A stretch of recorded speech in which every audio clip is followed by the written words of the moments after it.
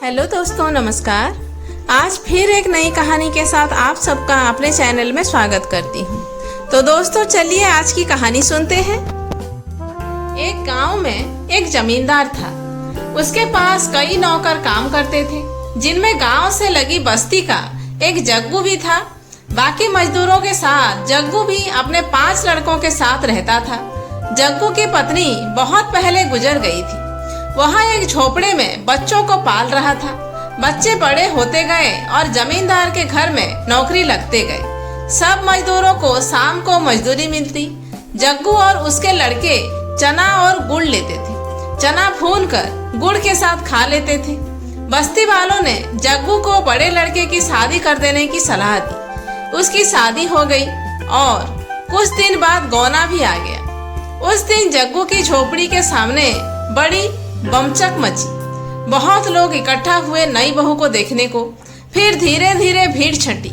आदमी काम पर चले गए और औरतें अपने अपने घर। जाते जाते एक बुढ़िया बहू से कहती गई कि पास ही घर है, किसी चीज की जरूरत हो तो संकोच मत करना, लेने आ जाना।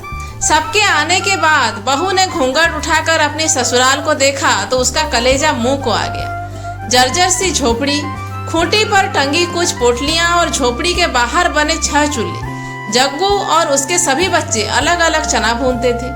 बहू का मन हुआ कि उठे और सरपट अपने गांव भाग चले, पर अचानक उसे सोचकर धक्का लगा कि वहां कौन से नूर गड़े हैं। माँ है नहीं, भाई भौजाई के राज में नौकरानी जैसी जिंदगी तो गुजारनी होगी। यह सोचते हुए वह बुक्का फाड़ रोने लगी। रोते रोते थक कर शांत हुई। मन में कुछ सोचा। पड़ोसन के घर जाकर पूछा, अम्मा एक झाड़ू मिलेगा? बुढ़िया अम्मा ने झाड़ू, गोबर और मिट्टी दी। साथ में अपनी पोती को भेज दिया। वापस आकर बहू ने एक चूल्हा छोड़ बाकी फोड़ दिए। सफाई कर गोबर मिट्टी से झोपड़ी और द्वार लिपा। फिर उसने सभी पोटलियों के चने एक साथ किए और अम्मा के घर जाकर चना पीसा। अम्मा ने उसे साग और चटनी भी दी।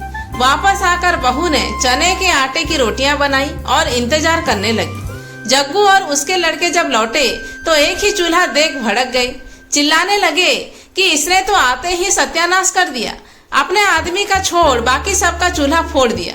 झगड़े की आवाज सुन बहू झोपड़ी से निकली और बोली, आप लोग हाथ मुंह धोकर बैठिए, मैं खाना निकालती हूँ। सब अचकचा गए, हाथ मुंह धोकर बैठे।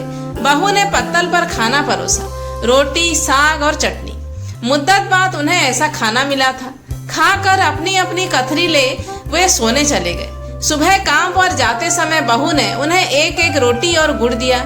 चलते समय जग्गू से उसने पूछा, बाबूजी, मालिक आप लोगों को चना और गुड़ ही देता है क्या? जग्गू ने बताया कि मिलता तो सभी अन्न है, पर वे चना गुड़ ही लेते हैं, आसान रहता है खाने में। बहू ने समझाया कि सब अलग अलग प्रकार का अनाज दिया करे।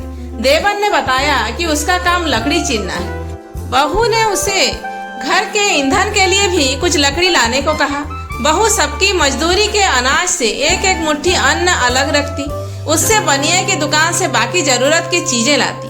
जग्गू की गृहस्थी धड़ल्ले से चल पड़ी। एक दिन सभी भाइयों और बाप ने तालाब की मिट्टी से झोपड़ी के आगे बाड़ बनाया। बहू के गुण गांव में चर्चित होने लगे।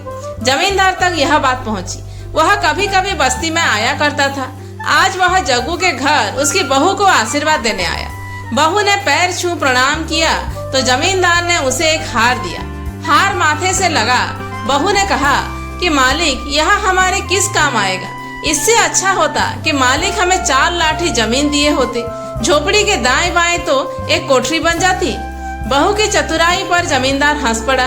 बोला, ठीक है, जमीन तो जग्गू को मिलेगी ही, लेकिन ये हार तुम्हारा हुआ। तो दोस्तों ये थी आज की कहानी। कहानी कैसी लगी कमेंट करके बताइएगा जरूर। अच्छी लगी हो लाइक कीजिए, शेयर कीजिए और मेरे चैनल को सब्सक्राइब करना मत भूलिए।